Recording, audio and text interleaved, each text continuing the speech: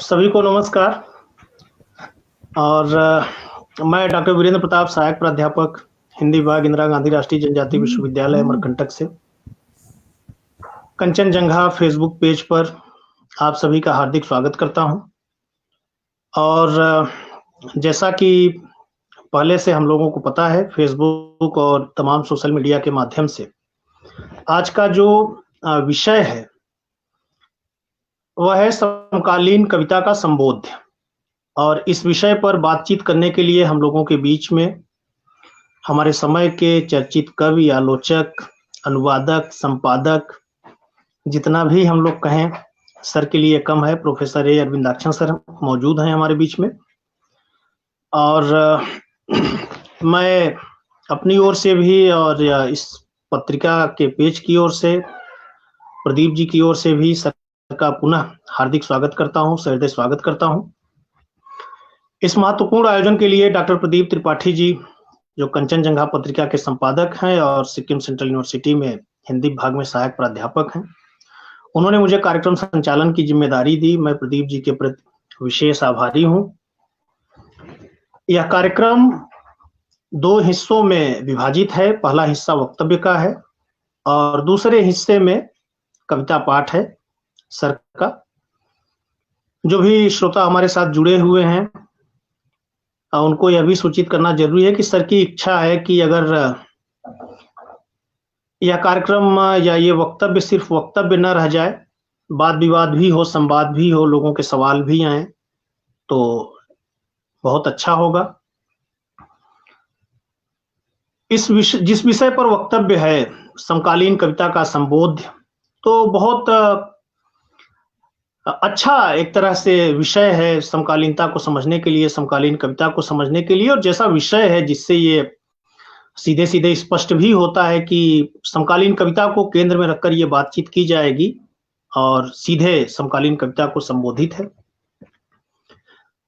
2 minute और मैं समय लूंगा, ज्यादा समय नहीं लूंगा। कि हम लोग जानते हैं कि एक लंबे कालखंड से निरंतर जो समकालीनता की चेतना है, समकालीन कविता की जो धारा है वो प्रवाहित है। और यह जो कविता है अपने युग परिवेश की जो प्रवृत्ति है, जो दबाव है, जो तनाव है, उससे उपजी हुई है। और 4-5 दशक के बीच समकालीन कविता के भीतर कई पीढ़ियां आई, कई तरह के पड़ाव आए।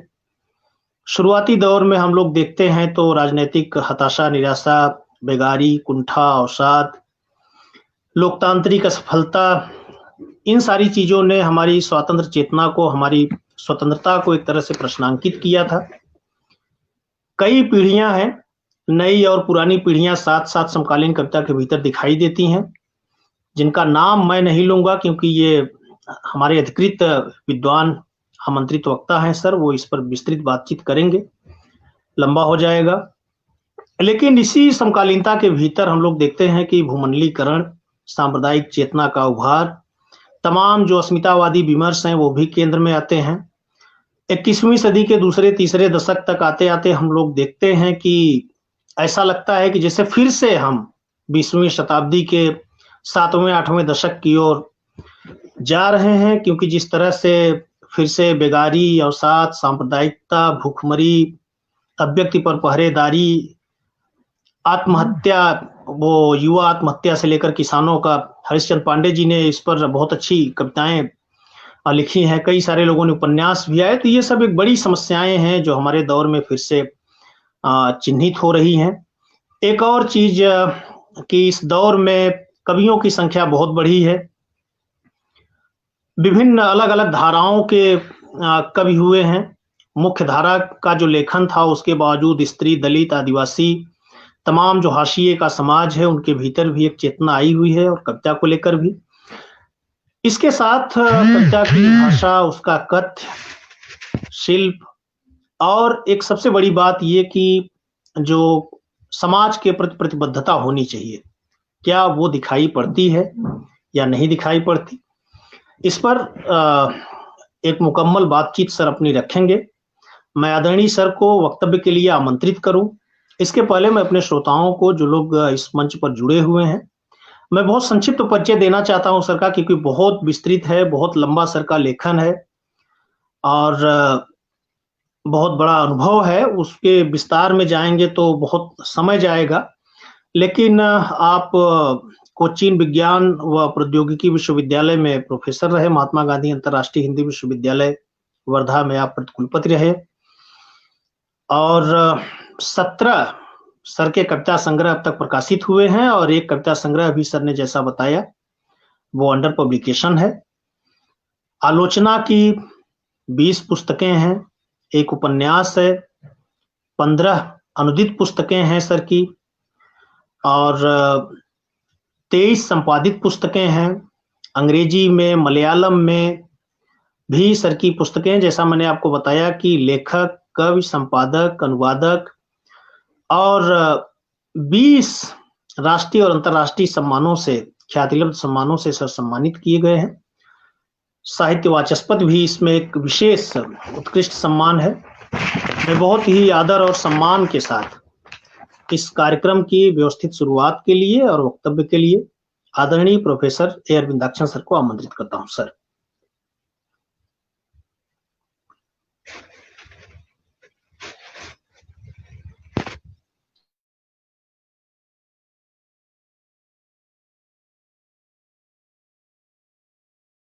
सर म्यूट है आपका। अब आ रही है आवाज? जी सर। ठीक है। कंचनजंगा प्लेटफॉर्म के प्रदीप त्रिपाठी जी और आज के इस कार्यक्रम के समन्वयक डॉक्टर वीरेंद्र प्रताप जी और मेरे लिए अदृश्य कई श्रोता बंधु, आप लोगों ने मुझे निमंत्रित किया, मैं आभार हूँ, धन्यवाद ज्ञापित करता हूँ। और मेरा आप दोनों से नहीं बल्कि श्रोता बंधुओं से अनुरोध है, एक संक्षिप्त वक्तव्य, क्योंकि इसका न कोई अंत नहीं है। समकालीन कविता इतना विस्तृत विषय है, इस पर पूरा एक सेमेस्टर क्लास लिया जा सकता है, ऐसा हमने किया भी है। इसमें बहुत सारी कवियों और उनकी कविताओं का विस्तृत विश्लेषण, आस्वादन वगैरह, और उसी विषय को एक सेमेस्टर की अवधि तक के विषय को हम कैप्सूल के रूप में यहाँ आधे या पौन घंटे में प्रस्तुत करने जा रहे हैं, तो उसकी कई सीमाएं होंगी। और आज जैसे कि हमने तय किया था कि आज का विषय है समकालीन कविता का संबोधि। समकालीन कविता का संबोधि माने कि समकालीन कविता क्या है, समकालीन कविता किस तरह से प्रतिकृत होती है, समकालीन कविता की वाकई उसका यथार्थ क्या है, यही है समकालीन कविता का संबोधि। पुराने जमाने की कविताओं का जो संबोधि है वो बहुत मुखर है, जबकि आज की कविता का संबोधि उस तरह से मुखर नहीं है। पंक्तियों के बीच में रूपकों के माध्यम से, प्रतीकों के माध्यम से, या जैसे कि उसके शब्दों के बीच के मौन से हमें कविता के निहितार्थों को ढूंढना पड़ता है और हम ढूंढते हैं। एक तरह से कविता, समकालीन कविता अपनी सामाजिकी के प्रति भी प्रतिबद्ध है और उसकी रचनात्मकता के प्रति भी प्रतिबद्ध है। दोनों का संतुलित समन्वय हम समकालीन कविता में अनुभव कर सकते हैं। आपको मालूम ही है कि पिछले 40-42 वर्षों से हिंदी कविता में एक ही शब्द प्रयुक्त है, वो है समकालीन कविता। मुझे अब भी याद है कि मेरी इस विषय पर पहली पुस्तक जो 98 में आई थी राधाकृष्ण प्रकाशन से, समकालीन हिंदी कविता नाम से, तो उससे भी कितने साल गुजर गए। हाँ वही है। तो ये उसके बाद भी मतलब 24 वर्ष हो चुके हैं। 24 वर्ष हो चुके हैं। इस बीच में भी कई पुस्तकें इस विषय में आ गई, लेकिन फिर भी पुस्तकों में आलोचना में एक ही शब्द का मैं भी प्रयोग करता हूँ, दूसरे कवि आलोचक भी इसी शब्द का प्रयोग करते हैं, वो है समकालीन कविता। इसमें आपको जैसे मालूम है कि कई कवियों का एक संकुल है, कई कवि, कई पीढ़ियों के कवि समकालीन कविता में शामिल है। इधर 2-3 वर्ष पहले जिस महान और वरिष्ठ कवि का देहांत हुआ था, केदारनाथ सिंह, उनके जीवन काल तक और अब भी उनकी मृत्यु हो गई, लेकिन उनकी कविता की मृत्यु होती नहीं है। इसलिए अब भी हम बहुत आसानी के साथ केदारनाथ सिंह की बहुत सी कविताओं को समकालीन कविता में शामिल करके अपना विश्लेषण प्रस्तुत कर सकते हैं। तो जरा देख लीजिएगा, उनका देहांत भी करीब जब वो 82 या 84 के थे तब उनका देहांत हो गया था। अब जीवित होते तो मतलब 87 के हो सकते थे, लेकिन ऐसे युवा कवि भी, जैसे 30 के आसपास आयु वाले कवि भी इस समकालीन संकुलता में शामिल है। ये इसकी विशेषता है। आगे भी कवि जुड़ते जाएंगे और इसीलिए समकालीन कविता का जो इतिहास है इतना लंबा है। लेकिन मोटे तौर पर हम अपनी सुविधा के लिए समकालीन कविता में 20वीं शताब्दी के अंतिम 2 दशक की कविताएं तथा 21वीं शताब्दी के इधर के 2 दशक या 2 से ज्यादा मतलब 22 वर्ष, 2 दशकों की कविताएं शामिल है, इतना तो मानना ही चाहिए। और इस अवधि में लिखी गई बहुत सी कविताएं, जैसे वीरेंद्र प्रताप ने बताया, जैसे कि कवियों की संख्या बढ़ती जा रही, ये सहज है, ये सहज है और ये स्वाभाविक है, और मैं ये मान रहा हूं ये अनिवार्य है, ये अनिवार्य है। ये हमारी अपनी संवेदना का विस्तार है, ये हमारी सचेतनता का विस्तार है, इसलिए मैं उसे अनिवार्य समझता हूँ। कवियों की संख्या बढ़ती जाए। जैसे कि सबसे पहले ही एक युवा कवि की रचनाएं मैं इस संदर्भ में प्रस्तुत करना चाहूंगा। उनका नाम है अविनाश मिश्र। अविनाश मिश्र की एक कविता है, मूलतः कवि। मूलतः कवि, आतताइयों को सदा ये यकीन दिलाते रहो, आतताइयों को सदा ये यकीन दिलाते रहो कि तुम अब भी मूलतः कवि हो। भले ही वक्त के धपेड़ों ने तुम्हें कविता में नालायक बनाकर छोड़ दिया है, भले ही वक्त के धपेड़ों ने तुम्हें कविता में नालायक बनाकर छोड़ दिया है, बावजूद इसके तुम्हारा ये कहना कि तुम अब भी कभी कभी कविताएं लिखते हो, उन्हें कुछ कमजोर करेगा, ये उन्हें कमजोर करेगा।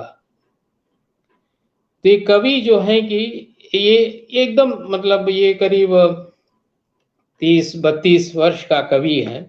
मैंने शुरू किया था केदारनाथ सिंह से, ठीक है, केदारनाथ सिंह का जिक्र किया मैंने, और अभी जैसे कि एक युवा कवि का जिक्र मैंने किया, उनकी एक कविता मैंने आपके लिए प्रस्तुत की। तो इस तरह जैसे कि समकालीन कविता में कवि लोग जुड़ते जाएंगे और इसकी पूरी संवेदनात्मक सघनता को पुख्ता बनाने में इन कवियों का योगदान ही रहेगा, और ये एक तरह से अपने समय से मुठभेड़ करने वाले कवि हैं। तो हमारा विषय समकालीन कविता का संबोध्य है। मैंने आपको बताया कि समकालीन कविता का संबोध्य माने कि समकालीन कविता क्या है, वो किस तरह से प्रतिकृत होती है, ये हमें देखना है। समकालीन कविता के यथार्थ को खड़ी या कैलेंडर से तय नहीं किया जा सकता। हमारे वरिष्ठ कवि, अब जीवित वरिष्ठ कवि विनोद कुमार शुक्ल की एक पंक्ति मुझे याद आ रही है, खड़ी देखना समय देखना नहीं होता, खड़ी देखना समय देखना नहीं होता। ऐसे अक्सर हम बीच बीच में अपनी खड़ी को देखते समय हो गया है कि नहीं, जैसे दीवार पर जो खड़ी है उसको क्लॉक को है तो उसको देख, लेकिन उनका कहना है ये समय को देखना नहीं, समय कुछ और है, समय कुछ और है। तब वो जो समय है उस समय की पहचान ही समकालीन कविता की पहचान है।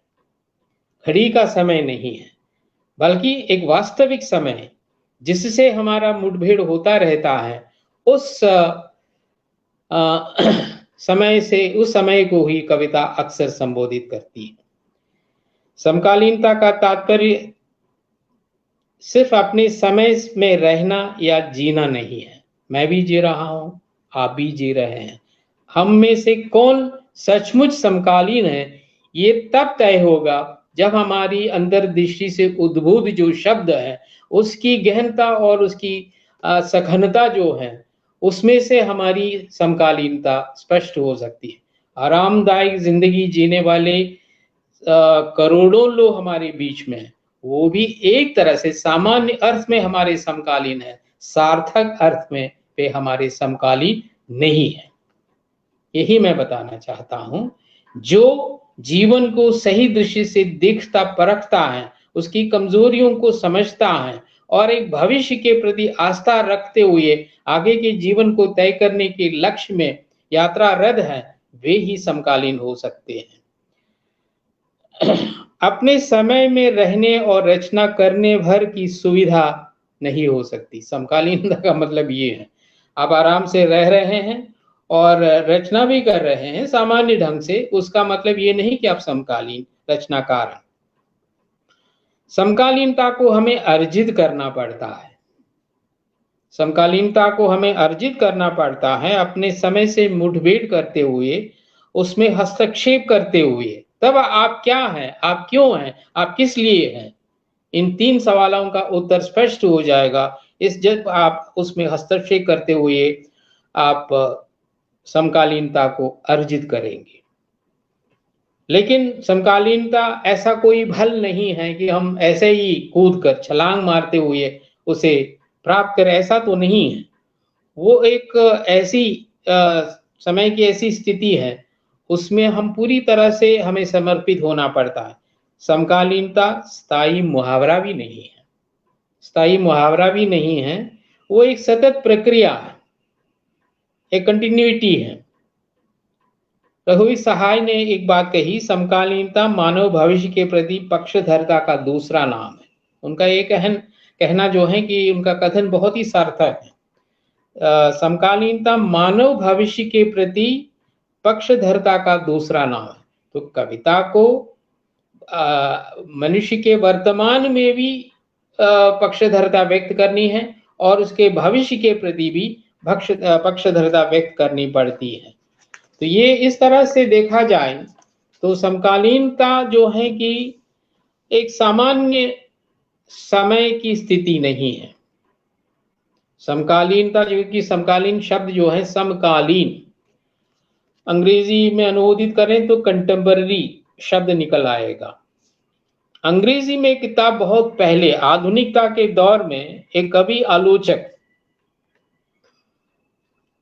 उनका स्टीफन स्पेंडर नाम से एक आलोचक और वो कवि भी है, और उनकी एक पुस्तक आई थी the struggle of the modern. क्योंकि उस समय मॉडर्न कविता, मॉडर्निटी पर, आधुनिकता पर बात हो रही थी। उस समय की बहुत चर्चित पुस्तक है, जैसे कि टी.एस. एलियट है, एज़रा पाउंड है, ऐसे कवियों की जो बिरादरी है, उस समय उन्होंने ये पुस्तक लिखी और उसका शीर्षक उन्होंने लिखा the struggle of the modern. उसमें the struggle of the modern क्या है, मॉडर्निटी क्या है, आधुनिक क्या है, आधुनिकता क्या है। और आज जैसे कि उसमें उन्होंने कंटेम्पररी उस समय सामान्य ढंग से लिखने वालों को कंटेम्पररी शब्द से अभिहित किया, जबकि बहुत ही गंभीर रूप से कविता में रत लोगों को उन्होंने मॉडर्न कहा। यहाँ उसके विपरीत अर्थ हम निकाल रहे हैं, यहाँ हम उसके एकदम विपरीत ध्रुव पर खड़े होकर कह रहे हैं समकालीन होना अपनी सार्थकता को व्यक्त करना है, अपनी रचनाओं के कविता के माध्यम से, कहानी के माध्यम से, अपने चिंतन के माध्यम से हम समकालीनता को इस तरह से दर्ज कर पा रहे हैं।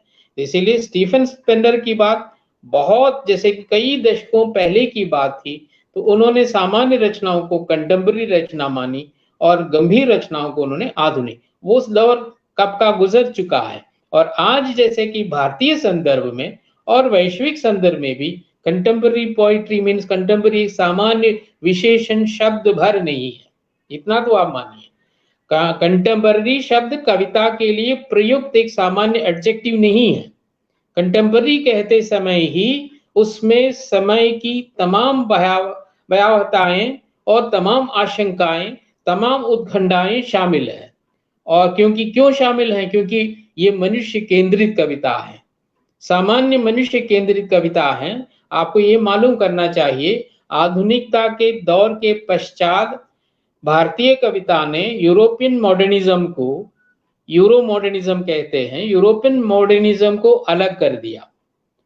हम पर सभी कवियों पर, जैसे कि उस समय के सभी कवियों पर, अज्ञेय पर तो था ही, और मुक्तिबोध पर भी था, फ्रेंच जो प्रतीकवाद वगैरह है उसका उन पर प्रभाव था। लेकिन हमारे तमाम कवियों ने, धूमिल तक आते आते हमारे कवियों ने यूरो मॉडर्निज्म का जो दबाव है उससे मुक्त होने का कार्य किया। और उस समय अगर कोई प्रभाव हमारी कविता में पड़ा है तो अफ्रीकन कविता या जैसे कि लैटिन अमेरिकी कविता का थोड़ा बहुत हमारे ऊपर प्रभाव पड़ा है, इससे ज्यादा नहीं है। लेकिन समकालीन कविता ने सबसे पहले भारतीयता को रेखांकित करने का कार्य, हम भारतीयता माने कि एक ऐसी बात नहीं है, इसे मैं एक विराट सत्य के रूप में प्रस्तुत नहीं कर रहा। भारतीयता माने कि भारतीय अवस्था, इंडियन सिचुएशन, इंडियन सिचुएशन में कविता की सार्थकता क्या है, इस पर सोचने का, इस पर विचार करने का, इस पर रचने का कार्य ही हमारे कवियों ने किया है। इसकी व्यापक एक पृष्ठभूमि पर आ जाएं, इसके व्यापक, क्योंकि समकालीन कविता की व्यापक पृष्ठभूमि पर आ जाएं तो सोवियत संघ में समाजवादी महास्वप्न का विखंडन इसकी व्यापक पृष्ठभूमि में है। इसका कितना कैसा प्रभाव पड़ा, ये सब विश्लेषण, विस्तृत विश्लेषण का विषय है। और दूसरा है कि भारत में आपातकाल, लोकतांत्रिक विमुख वातावरण का सृजन, ये भी एक बहुत बड़ा हादसा है। और तीसरा जो है कि वैश्विक संदर्भ में साम्राज्यवादी शक्तियों की बढ़त, और चौथा जो है कि प्रौद्योगिकी का अतिशय प्रसार, पांचवा जो है कि जैसे वीरेंद्र प्रताप ने बताई भूमंडलीकरण की नई सैद्धांतिकी, ये सब अलग अलग बातें हैं, कविता के साथ सीधा संबंध रखने वाले पक्ष नहीं है, लेकिन इन सब का कहीं न कहीं असर हमारे समकालीन चिंतन में तथा हमारी समकालीन कविता में अनुभव किया जा सकता है। अलग अलग समय पर, एक ही समय नहीं है, एक ही मुहूर्त में नहीं है, अलग अलग समय पर ऐसी घटनाएं घटी, पर आज हम उन सब के मिले जुले प्रभाव के अधीन में हैं। क्या हम भूमंडलीकरण से मुक्त हैं? क्या हम अतिशय प्रौद्योगिकी के प्रसार से मुक्त हैं? साम्राज्यवादी अधीनता से क्या मुक्त हैं? इसीलिए हमें ये कहना पड़ता है, अलग अलग समय पर ऐसी घटनाएं घटी, पर आज हम उन सब के मिले जुले प्रभाव के अधीन में हैं। आज हमारे सामने एक महावर्तमान है, ये एक मुख्य बात है। आज हमारे सामने एक महावर्तमान है जो सामान्य वर्तमान से कई गुना बृहद और आतंककारी है। ये महावर्तमान जो अदृश्य ही है, सामान्य वर्तमान तो दृश्य है, हम कुछ भी देख सकते हैं, किसी से भी हम मिल सकते हैं, बात हो सकती है, कई दृश्यों से हम परिचय प्राप्त कर सकते हैं। लेकिन महावर्तमान की दृश्यात्मकता जो है कि वो बहुत ही आतंककारी है और वो दृश्यवत नहीं है। उस महावर्तमान के विरुद्ध कविता क्या कर सकती है? सचमुच मेरे सामने यही प्रश्न है। कविता, जिसे हम समकालीन कविता कहते हैं, समय के साथ जुड़ी हुई कविता कह सकते हैं, समय के साथ प्रतिबद्ध कविता जो है, वो कविता इस महावर्तमान के विरुद्ध, जो कि हमारे चारों तरफ ये महावर्तमान है, उसके विरुद्ध क्या कर सकती है? जैसे राजेश जोशी की एक बात मैं आपके लिए प्रस्तुत करना चाहता हूं। बृहद सूचनाओं के वर्चस्व की जगह जीवन के अलक्षित विवरणों और जीवन के छोटे छोटे आख्यानों को रचकर समाज का एक प्रति आख्यान रचने की कोशिश कर रही है। ये समकालीन कविता को लेकर उनकी एक मोटी पुस्तक है समकालीनता पर, राजकमल से प्रकाशित। उस पुस्तक में ये बात आई, उसके प्रारंभिक 2-3 अध्याय अच्छे अध्ययन से युक्त हैं, क्योंकि स्वयं कवि हैं, वे अपने को आलोचक नहीं कहते हैं, इसीलिए एक कवि के नोट्स कहते हैं। लेकिन ये नोट्स जो हैं, हमारे जितने भी प्रबुद्ध जो विचारक हैं उनके नोट्स कहते हैं, क्योंकि सामान्य ढंग से कही हुई बात सी प्रतीत होती हैं, लेकिन उनमें ऐसी गंभीर बातें शामिल हैं। और राजेश जोशी का ये कहना जो है कि हम एक बृहद सूचनाओं के वर्चस्व के बीच में रह रहे हैं और अलक्षित विवरणों के बीच में रह रहेंगे, उसके विरुद्ध छोटे छोटे आख्यानों को रचकर समकालीन कविता विराटता का अनुभव हमें कभी नहीं देती है, अभौमता का अनुभव हमें देती नहीं है। इसलिए राजेश जोशी का ये कहना बहुत सार्थक लगता है मुझे, जीवन के छोटे छोटे आख्यानों को रचकर समाज का एक प्रति आख्यान। एक्चुअली समकालीन कविता एक अब निर्मिति ही कर रहे हैं, डिकंस्ट्रक्ट कर रही है। जितने भी बड़े बड़े जो हैं कि उन सब की जगह छोटे छोटे, और जितने भी विराट हैं उनके समक्ष जो है कि एकदम सामान्य सा, मामूली सा प्रतीत होने वाला आख्यान रचकर ही समकालीन कविता इसका प्रतिरोध करती है।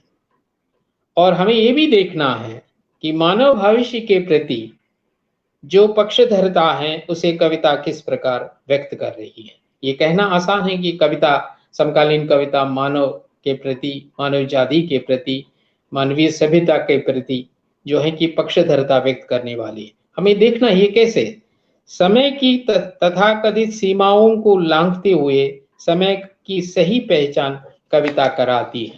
यहाँ मैं एक वरिष्ठ कवि की कविता आपके लिए प्रस्तुत करना चाहूंगा। वो कवि हैं केदारनाथ सिंह।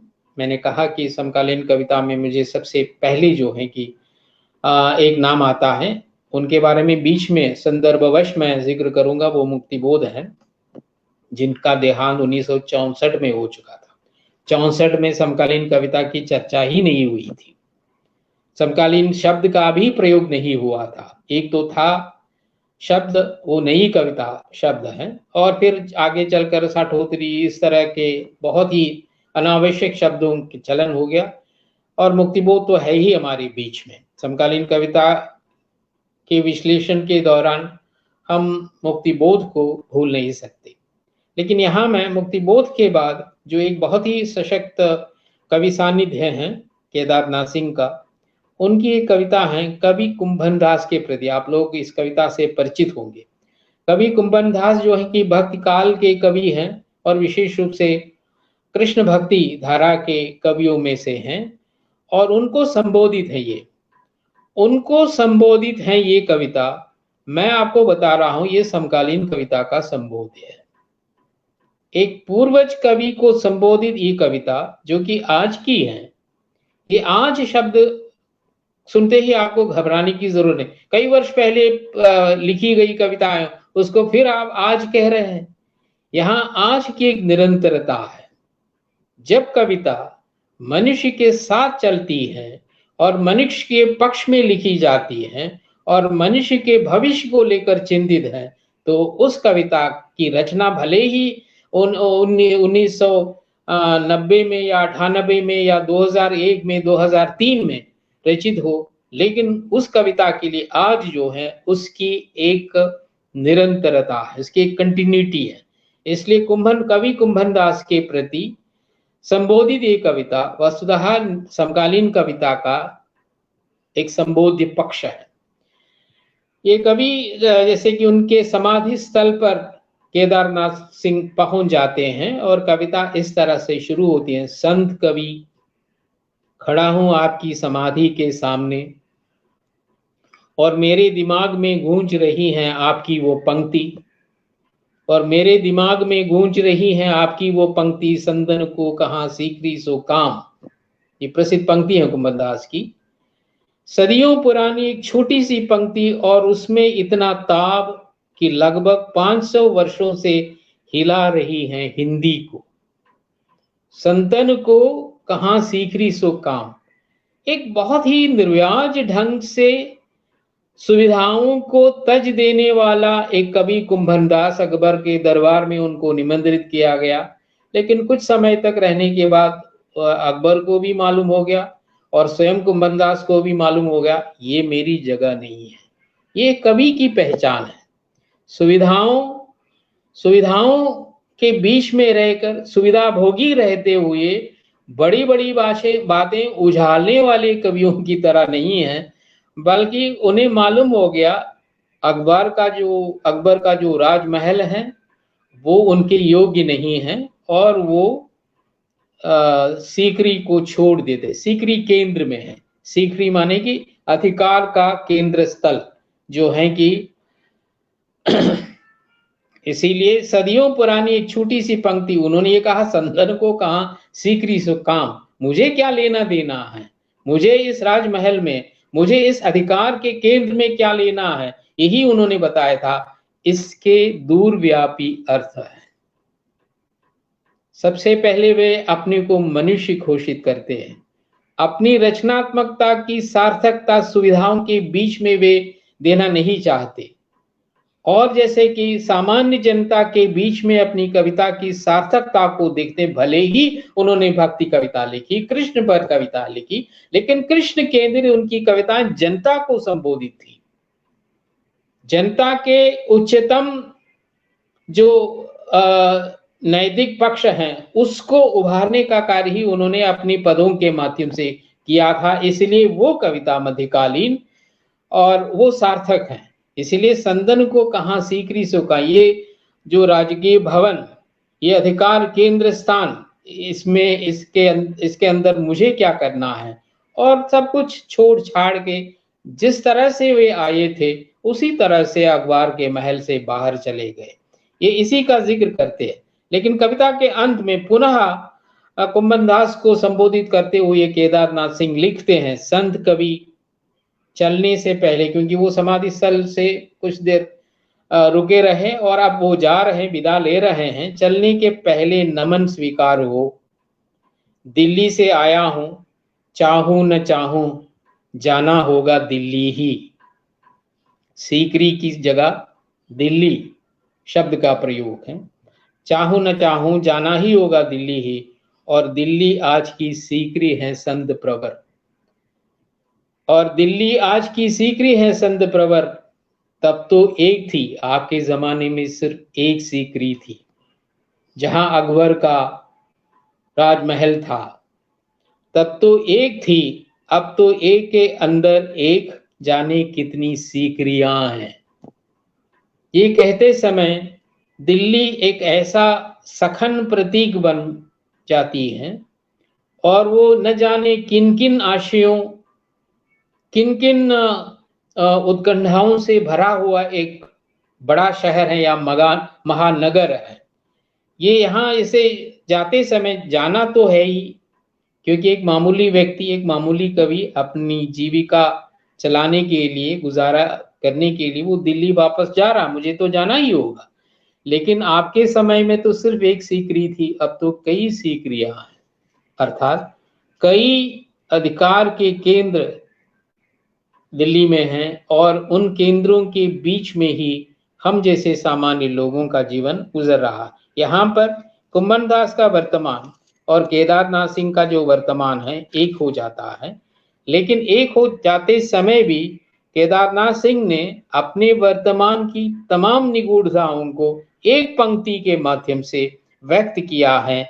ये ही सचमुच उनकी कविता की समकालीनता है। अब एक के अंदर एक, न जाने कितनी सीकरियां हैं। ये कहते समय अधिकारग्रस्त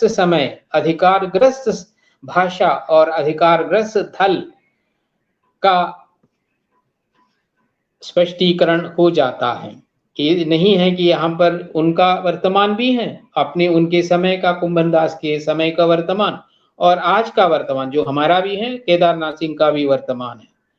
इसीलिए एक जैसे राजेश जोशी ने जो बताया, मैं उसे दोहरा रहा हूं, छोटे छोटे आख्यानों को रचकर ही बड़े यथार्थ या महावर्तमान के उस यथार्थ का प्रतिरोध किया जा सकता है।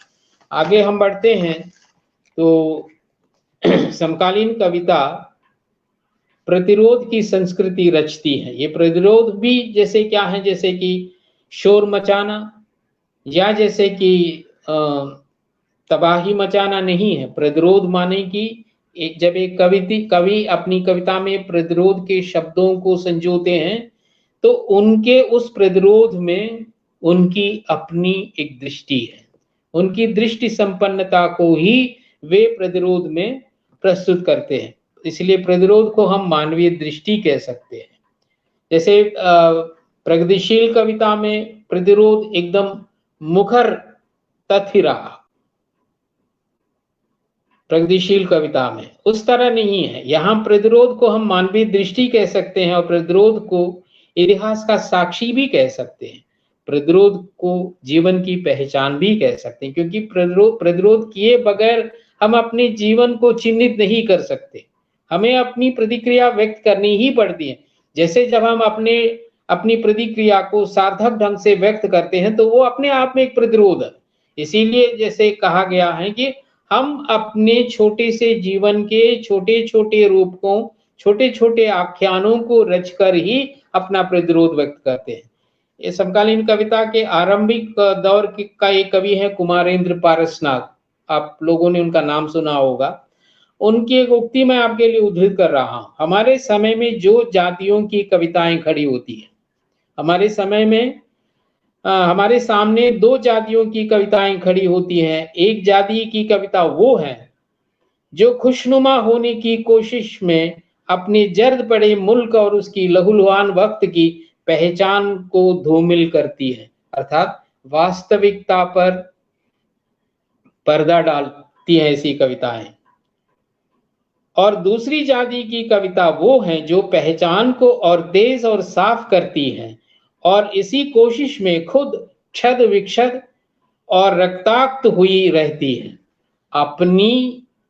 अपनी ऊपर होने वाली विपरीत बातों पर ध्यान न देते हुए अपने को खुद को क्षद विक्षद करते हुए, रक्ताक्त करते हुए जो कविता लिखी जा रही है वो भी एक जाति की कविता है। और दूसरी जाति की कविता जो है कि बहुत ही सुविधा भोगी लोगों द्वारा लिखी जाती कविताएं हैं जिनका उतना कोई प्रयोजन तो नहीं है और वो जैसे कि बहुत ही वास्तविकता को आवृत रखने में ही वो सक्षम है।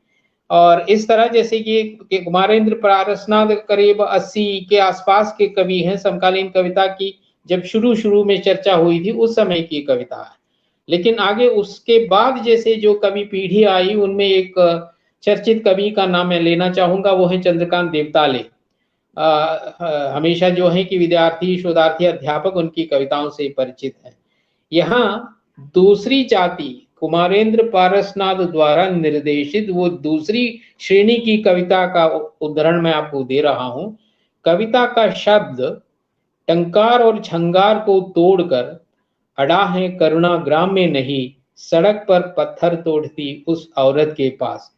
निराला की कविता का स्मरण करते हुए वे लिख रहे हैं, सड़क पर पत्थर तोड़ती उस औरत के पास। शब्द कहाँ अड़ा है? उस औरत के पास जो गिट्टियों के पास बैठी थी। एक निराला की कविता में, निराला की कविता में इलाहाबाद के पथ पर जो औरत गिट्टियां तोड़ती हुई, पत्थर तोड़ती हुई बैठी थी, उसी के पास वो शब्द है, आज तक उसका पसीना सूखा नहीं। यही मुख्य पंक्ति है देवताले की कविता की, यही मुख्य पंक्ति है, आज तक उसका पसीना सूखा नहीं है, आज तक उसकी दृष्टि आकाश में छाई हुई है। उस अट्टालिका की ओर वो देख रही हैं और अपने जीवन और उस अट्टालिका के जीवन में जो अंतर्द्वंद, जो विरोधाभास है, उसकी तरफ भी कविता इशारा कर रही है। आज तक उसका पसीना सूखा नहीं, इसलिए यहाँ भी आज शब्द का प्रयोग है।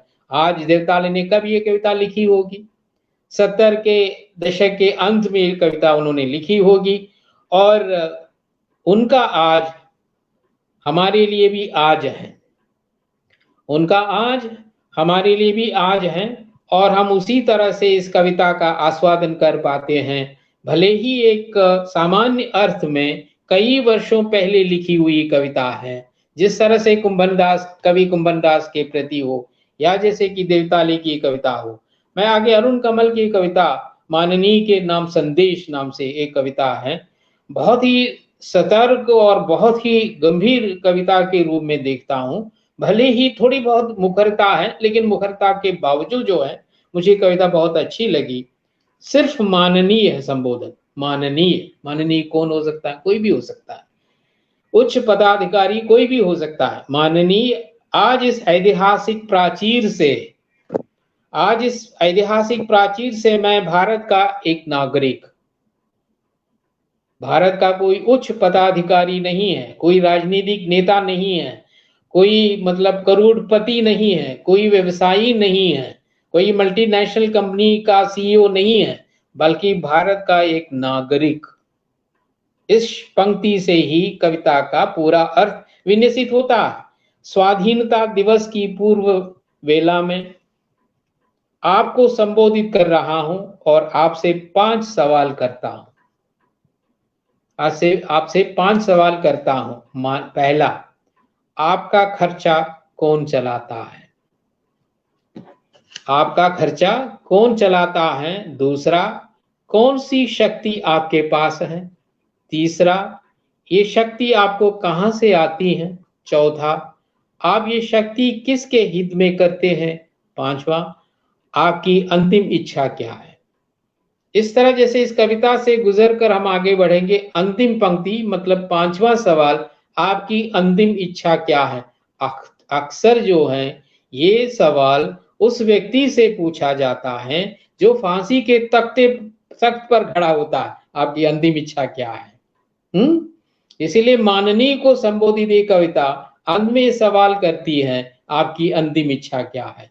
तब पूरी जो उसकी कार्रवाई रही, और जैसे कि उस पद पर रहते हुए उन्होंने जो कुछ किया वो समाज के हित में नहीं है, मनुष्य के हित में नहीं है, संस्कृति के हित में नहीं है, समाज के हित में नहीं है। इसीलिए आपका समय आ गया है, ये संकेत भी ये कविता देती है। इसलिए 5वां सवाल है कि आपकी अंतिम इच्छा क्या है।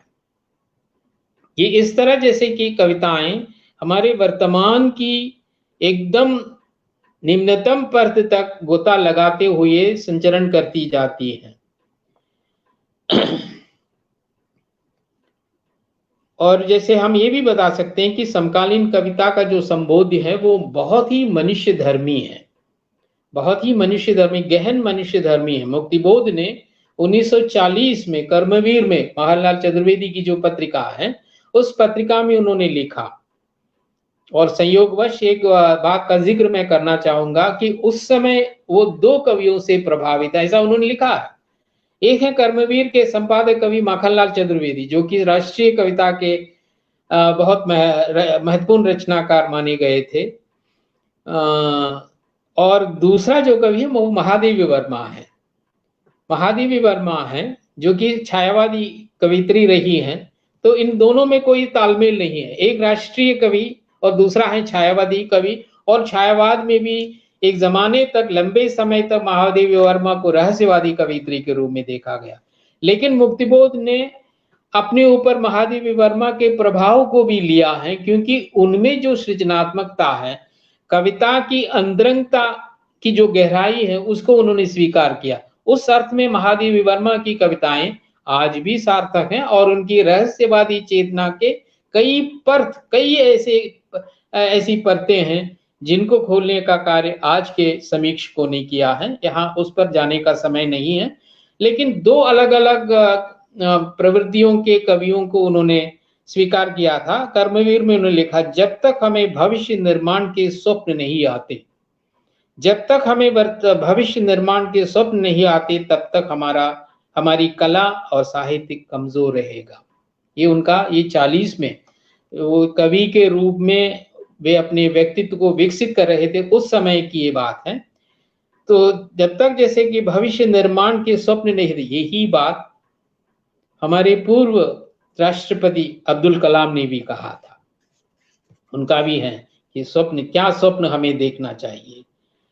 तो ये भविष्य का निर्माण माने कि भविष्य के प्रति आस्था, आगे आने वाली पीढ़ी को बहुत ही सार्थक बनाने की इच्छा, आगे के हमारे जीवन को गतिशील बनाने की इच्छा, कुंठित करने की इच्छा नहीं है, और अपने स्वार्थ हेतु पूरे समय को विनाश के गर्त में डालने की इच्छा नहीं है, बल्कि वो इच्छा भविष्य के निर्माण का मतलब, भविष्य के प्रति आस्था का मतलब जो है कि सिर्फ हमें ही नहीं है, बल्कि हमें चाहिए कि आगे के समय को भी हमें निर्धारित करना है। एक जो कविता मैं आपके लिए प्रस्तुत कर रहा हूं वो मदन कश्यप का है, मनुष्य धर्मी प्रवृत्ति के संदर्भ में अधूरी प्रेम कविता।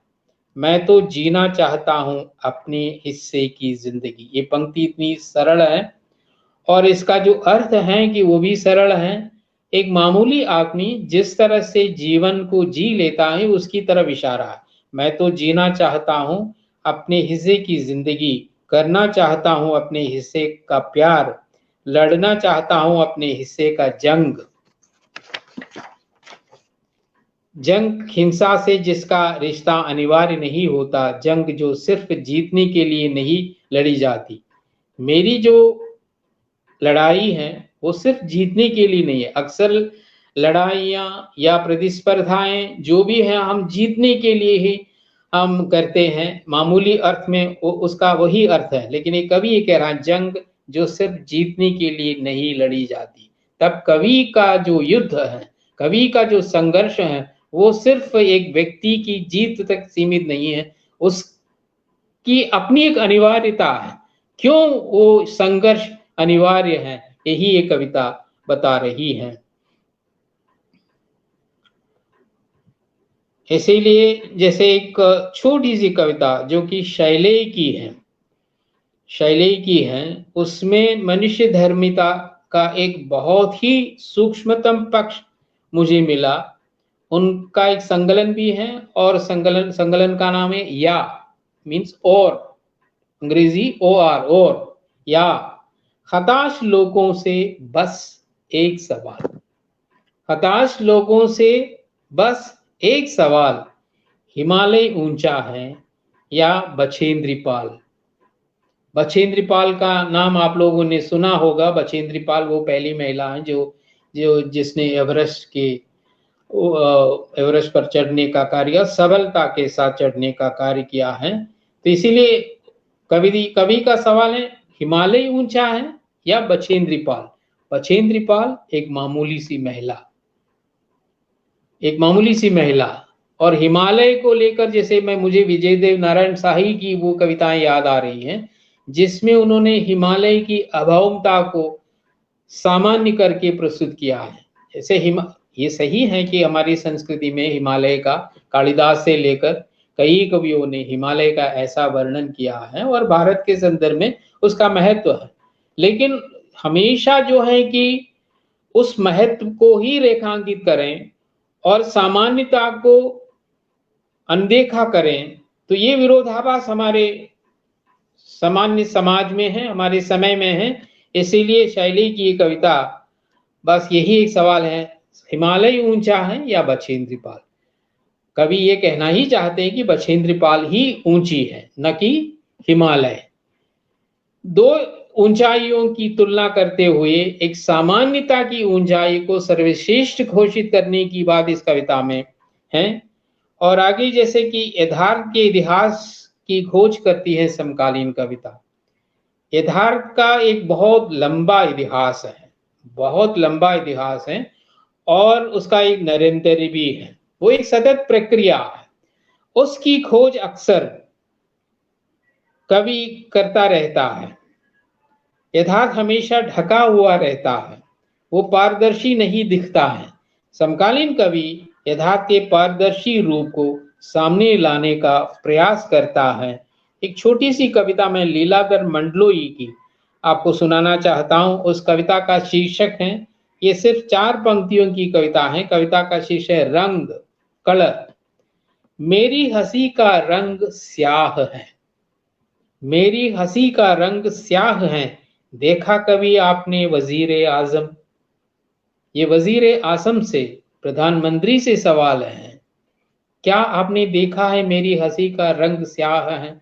ये कहते समय मेरी हंसी का रंग, ये कवि की अपनी उक्ति है, लेकिन ये कवि की उक्ति सिर्फ अपने तक सीमित नहीं है। मेरे जैसे अनगिनत करोड़ों करोड़ों लोगों की हंसी का रंग स्याह है। तो रंग को, हंसी को उन्होंने रंग के साथ जोड़कर देखा। ये 2-3 पंक्तियों वाली कविता इतनी गंभीर कविता है मेरी दृष्टि में। मेरी हंसी का रंग स्याह है, ये कहते समय ही एक पूरा इतिहास हमारे सामने अवतरित होता है। एक ऐसा इतिहास जिसमें लांछन सहने के लिए, प्रताड़नाएं सहने के लिए और कई प्रकार की नीचताएं सहने के लिए बाध्य हुए करोड़ों लोगों का जीवन इतिहास है ये। उस इतिहास के कारण ही, क्योंकि अब तो कम से कम हंसने का अधिकार हमें प्राप्त हो गया है, मुस्कुराने की नौबत हमारी हो चुकी है, बावजूद इसके मेरी हंसी का रंग, माने कि असंख्य लोगों की हंसी का रंग स्याह है, काला है। देखा कभी आपने इस रंग को? कभी देखा है वजीर आजम? ये सवाल उस प्रधान व्यक्ति से है जिसने कभी शायद इस रंग को देखा नहीं है और इस रंग को अनदेखा किया है। ये अनदेखा किया हुआ रंग और उसका बृहद इतिहास समकालीन कविता का सबसे बड़ा संबोध है, ऐसा मैं मान रहा हूं।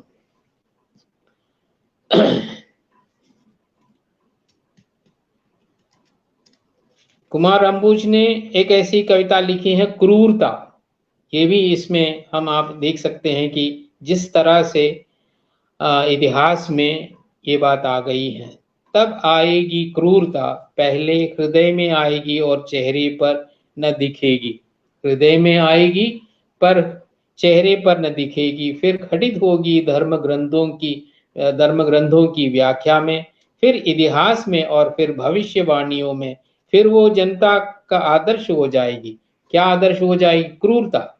क्रूरता जो है हमारे इतिहास की तमाम नृशंसताएं, हमारे इतिहास की तमाम क्रूरताएं जैसे इस तरह से व्यक्त हो जाएगी, निरर्थक हो जाएगा विलाप।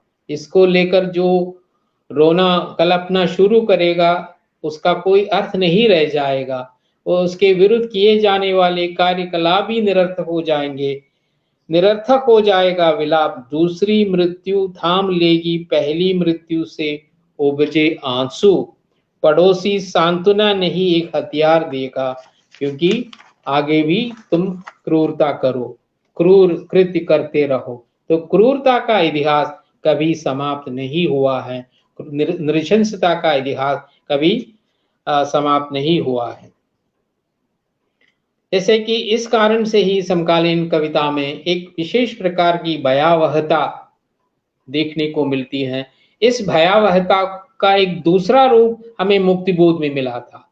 अंधेरे में नामक कविता में जो अंधेरा शब्द है, या अन्य कविताओं में लगातार प्रयुक्त 2 शब्द हैं उनके, एक है अंधेरा ही और दूसरा शब्द है अचानक। उनकी कविता में तमाम घटनाएं अचानक हो जाती हैं, क्योंकि हम प्रतीक्षा नहीं कर सकते, अचानक घटना घटती है। हिंदी में समय की भयावहता का सबसे पहले मुक्तिबोध ने उल्लेख किया था रघुवीर सहाय ने,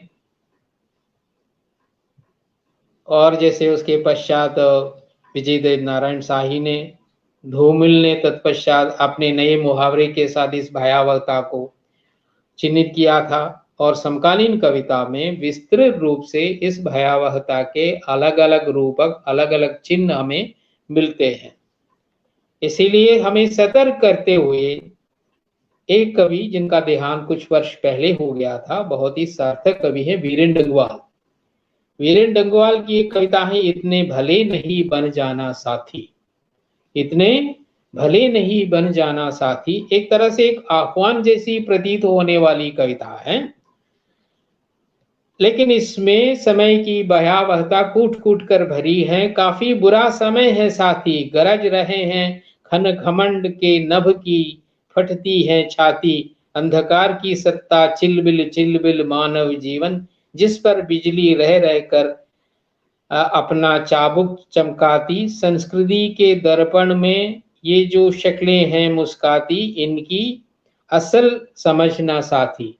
संस्कृति के दर्पण में जो शक्लें हैं मुस्काती, इनकी असल समझना साथी, अपनी समझ बदलना साथी। इसलिए मैंने कहा कि एक आह्वान सी प्रतीत होने वाली पंक्तियां हैं। इनकी असल समझना, सच को समझो, सच को समझने पर ही हम इतिहास का विश्लेषण कर सकते हैं, अन्यथा हम इतिहास का दुरुपयोग ही कर सकते हैं। एक और भी एक वरिष्ठ कवि, अब जो नहीं है, भगवत रावत। भगवत रावत ने एक कविता लिखी 2004 नाम से, 21वीं सदी के भी बीत गए बरस चार। ये उस समय लिखी हुई कविता, शीर्षक भी वही है। 21वीं सदी के भी बीत गए बरस चार, 4 बरस जैसे बीत गए 4 युग। इतना बदला संसार, इतना की सत्ता की ताकत के सिक्के का। इतना बदला संसार, इतना की सत्ता की ताकत के सिक्के का, रह गया है बस एक पहलू। अब उसके दोनों तरफ लिखा है नरसंहार, नरसंहार। इस नरसंहार को लेकर, यहाँ नरसंहार प्रत्यक्षता भी है और हमारी संस्कृति का भी संहार है और हमारी प्रत्याशाओं का भी संहार है और हमारी आकांक्षाओं का भी संहार है। क्योंकि ताकत ने जिस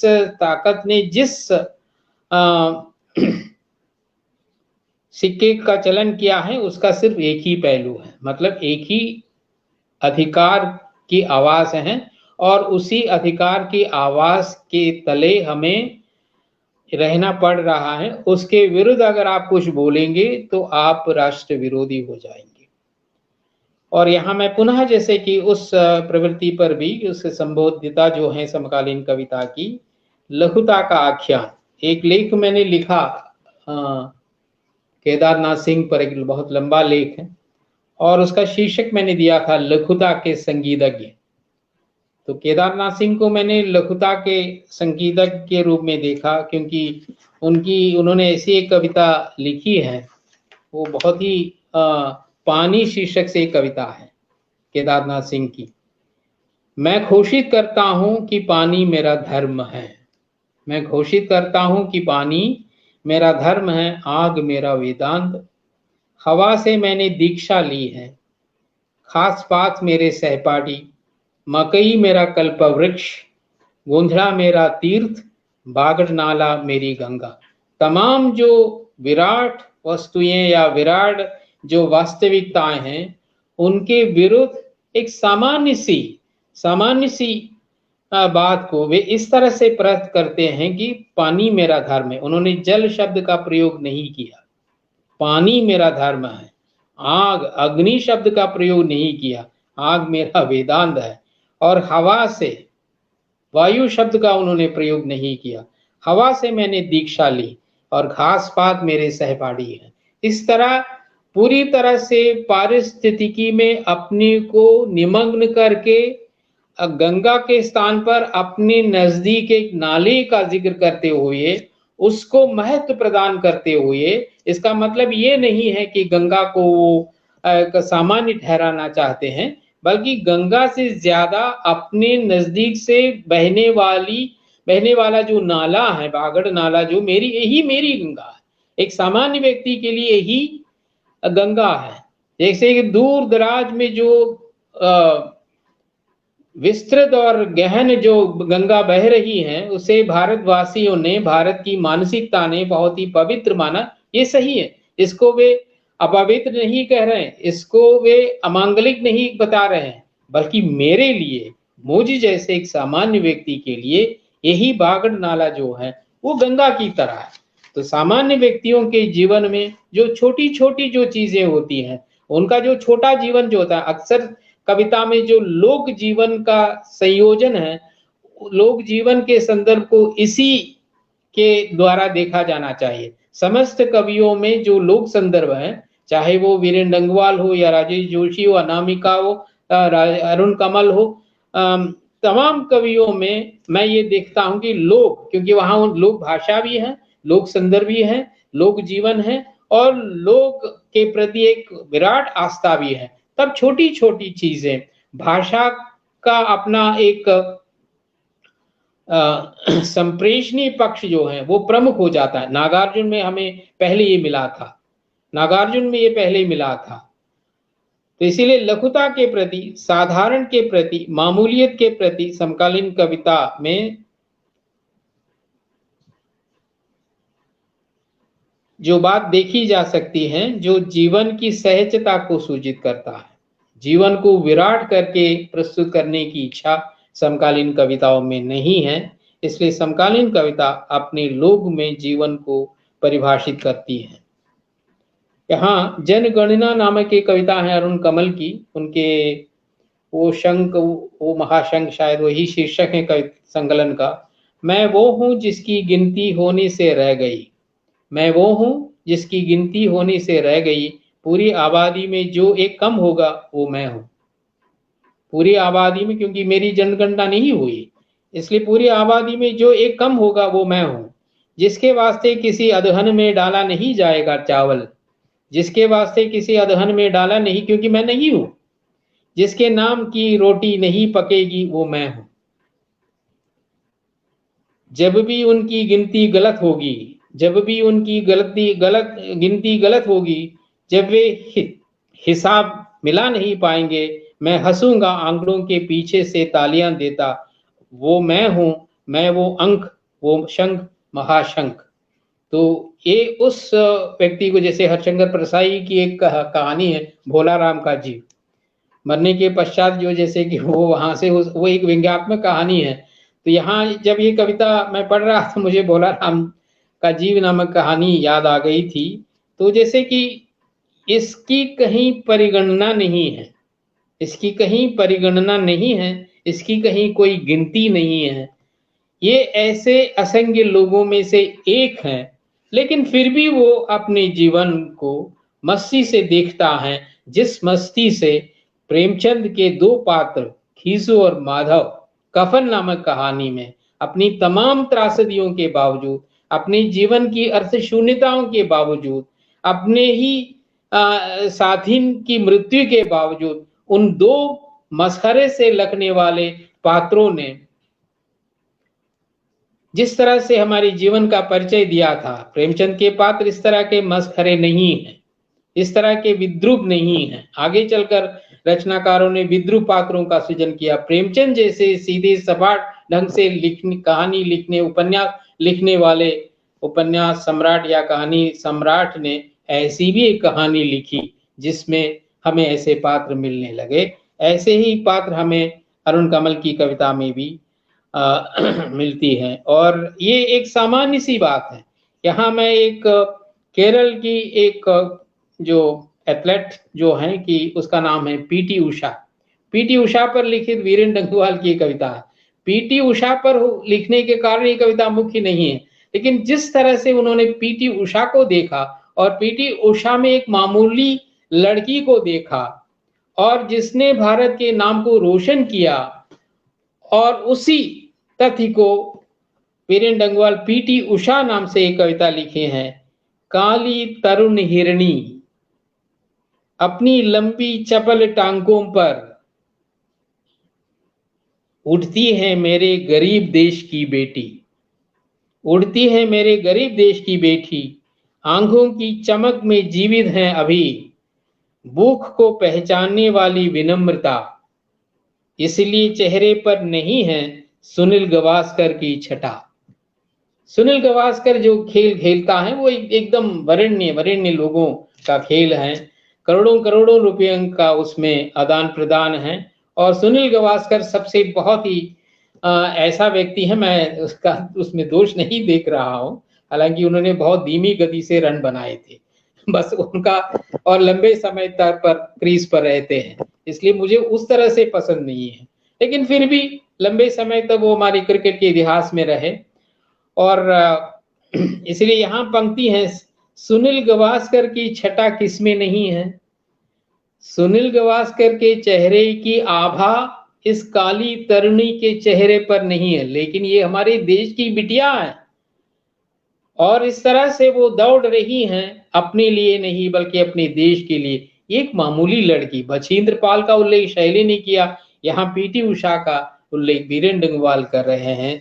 तो पूरी तरह से समकालीन कविता के संबोध्य पक्ष में हमेशा जो है कि मामूली लोगों, उनके मामूली जीवन, उनकी मामूली प्रतिक्रियाएं और उनकी मामूली स्वप्न एवं आकांक्षाओं का आकलन है।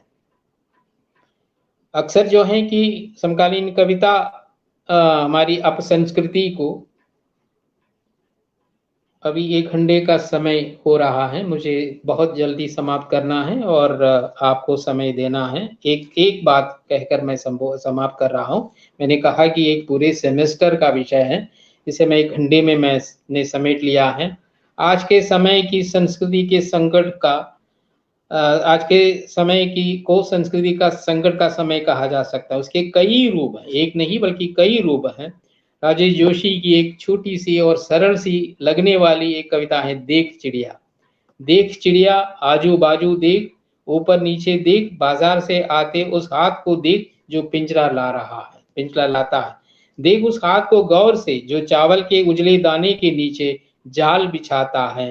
देख चिड़िया, उस हाथ को देख जो दिखते दिखते अचानक सलाखों में बदल जाता है। इन सब से निपटने को काफी नहीं है पंख होना, तुम्हारा चिड़िया होना काफी नहीं है, या सीख लेना उड़ना, ये नहीं है, बल्कि हाँ और कुछ तुम्हें चाहिए। चिड़िया, इसे सीख लो, तभी तुम इस सांस्कृतिक संकट से, वैश्वीकरण के इस सांस्कृतिक संकट से, भूमंडलीकरण से, क्योंकि वो तुम्हें पिंजरे में बंद करने के लिए वो आ रहा है, इसीलिए इससे मुक्त होने के लिए सिर्फ उड़ना भर काफी नहीं है, या जैसे पंख होना काफी नहीं है, और कुछ चाहिए तुम्हारे पास, तभी तो तुम इसको प्रतिरोधित कर सकते हो। और भी कई कविताएं हैं, इन सब पर विचार करना समय को देखते हुए ठीक नहीं है। मैं अपने अदृश्य, कुछ लोगों के चित्र भी आए और कुछ लोगों की प्रतिक्रियाएं भी मुझे देखने को मिली, लेकिन भाषण के दौरान मैं उन प्रतिक्रियाओं को पढ़ने का कार्य नहीं किया, लेकिन कुछ लोग तो दिखाई दे रहे थे। तो मैं उन अदृश्य मित्रों से जो कि इसमें शामिल हैं, फेसबुक के जरिए या यूट्यूब के माध्यम से शामिल हैं, उनसे अनुरोध करूंगा कि मैंने 1 घंटे में जो भाषण आपके सम्मुख जो प्रस्तुत किया है, उसके बारे में आप कुछ पूछना चाहें तो जरूर पूछिएगा। और मैं इन दोनों को, वीरेंद्र प्रताप को और प्रदीप त्रिपाठी को धन्यवाद देना चाहूँगा, क्योंकि अंत में उसके लिए अगर समय नहीं मिला तो वो ठीक नहीं है, इसलिए इन दोनों के प्रति आभार व्यक्त करता हूँ। और जो आपने सुना, आपको अगर सार्थक लग रहा है और आपको कुछ वजनदार लग रहा है या मीनिंगफुल है, तो आप कुछ सवाल कर सकते हैं। अगर संभव हो तो मैं म्यूट कर रहा हूं और उत्तर देते समय फिर मैं अनम्यूट करूंगा।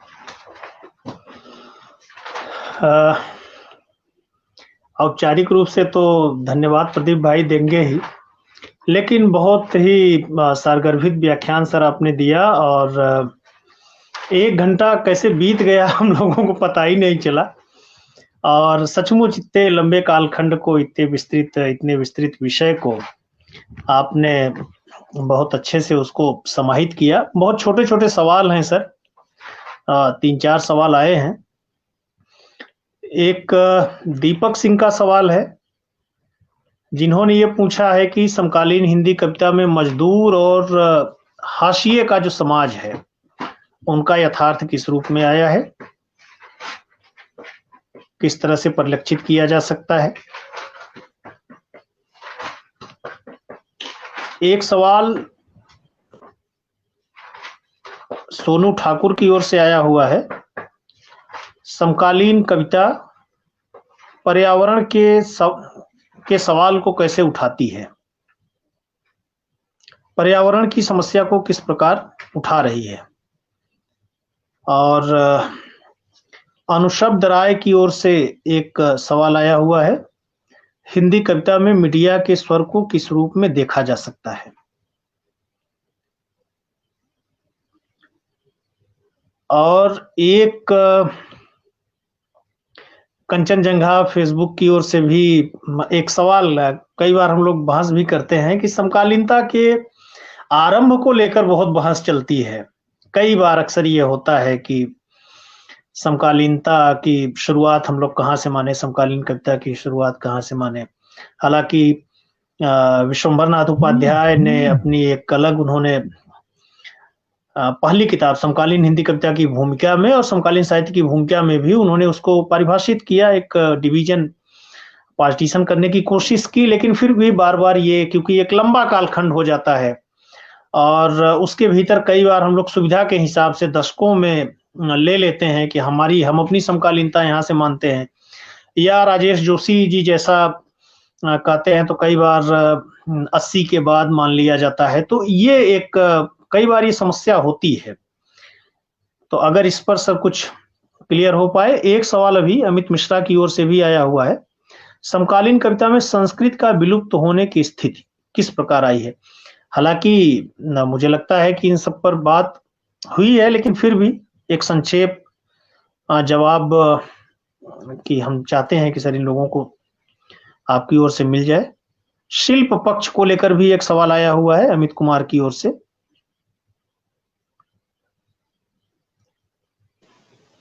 ठीक है, मैं अपने को म्यूट कर रहा हूं सर, और संक्षेप में तो बहुत विस्तार में जाने का समय तो नहीं है, लेकिन फिर भी मैं कोशिश करूंगा कि आप सबसे पहले आपका जो सवाल है कि समकालीन कविता की शुरुआत को लेकर, समकालीन कविता ही जैसे कि इस तरह के कुछ पक्षों पर ज्यादा जोर नहीं दे रही है, लेकिन मैं अपने ढंग से, क्योंकि समकालीन कविता पर लंबे समय तक रचने वाले, कुछ लिखने वाले व्यक्ति के रूप में मैं ये समझ रहा हूं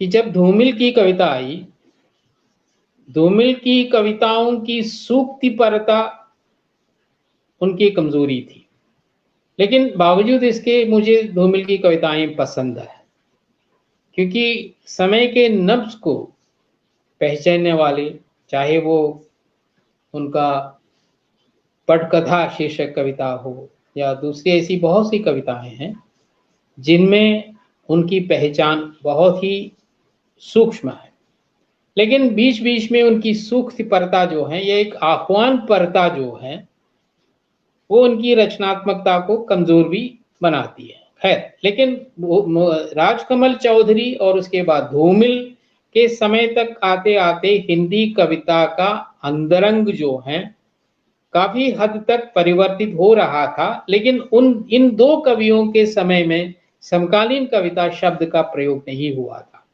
आपने सही बताया कि समकालीन कविता को एक तरह से परिभाषित करने का पहला कार्य जो है विश्वंभर नाथ उपाध्याय की वही पुस्तक है। उन्होंने कहानी पर भी एक पुस्तक लिखी है, कविता पर भी है, तो ये सही है, लेकिन क्योंकि ये उस समय की आवश्यकता थी, उस समय की आवश्यकता थी, लेकिन मैं ऐसे व्यक्तियों में से हूं जिनका मत है कि कविता को इस तरह, कविता का मामूली इतिहास लिखा जाए या गंभीर इतिहास भी लिखा जाए, तब ये मसला आ सकता है, तब मसला आ सकता है कि किसे हम समकालीन कविता कहते हैं। और कई उदाहरणों से हमें समकालीनता को परिभाषित करना पड़ेगा, और उस लिहाज से हम ये तब बताने को बाध्य हो जाएंगे, मजबूर हो जाएंगे कि फला कवियों के माध्यम से समकालीनता निर्धारित हो रही है। लेकिन मोटे तौर पर जो है कि 80 के कुछ वर्ष पहले से ही समकालीन शब्द का प्रयोग होने लगा, लेकिन व्यापक पैमाने पर नहीं है, क्योंकि समकालीन शब्द एक सामान्य अर्थ भी देता है।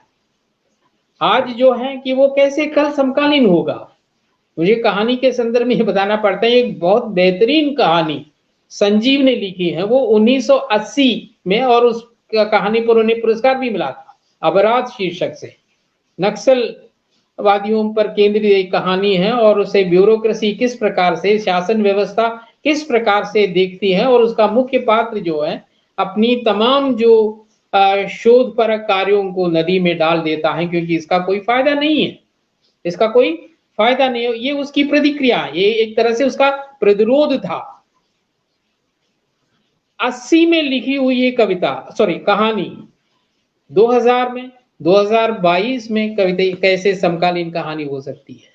ये समकालीन हो सकती है, जैसे मैंने प्रेमचंद की कहानी का उल्लेख किया था वो कहानी भी समकालीन हो सकती है।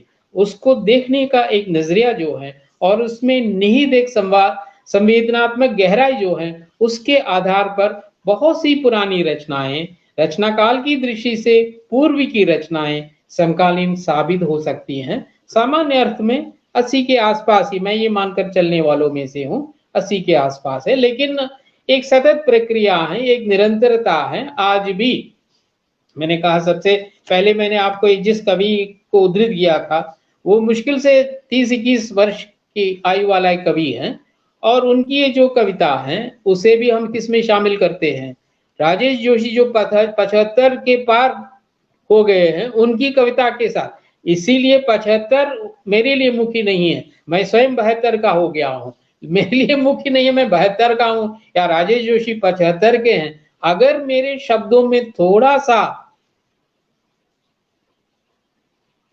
सार्थक पक्ष हैं तो मैं आज जीवित कवि हूं, अन्यथा मैं मरा हुआ कवि हूं। एक पेरुमाल मुरुगन नाम से एक तमिल उपन्यासकार है, नाम आपने सुना होगा, पेरुमाल मुरुगन। उन्होंने एक उनके प्रदेश के अंधविश्वासों के ऊपर एक उपन्यास लिखा, जिसको लेकर काफी हंगामा हुआ और व्यवस्था भी उनके विरुद्ध हो गए। आखिर अदालत उनके पक्ष में आ गई, लेकिन उन्होंने अपने फेसबुक में डाल दिया, इस रचनाकार का, पेरुमाल मुरुगन की मृत्यु हो चुकी है।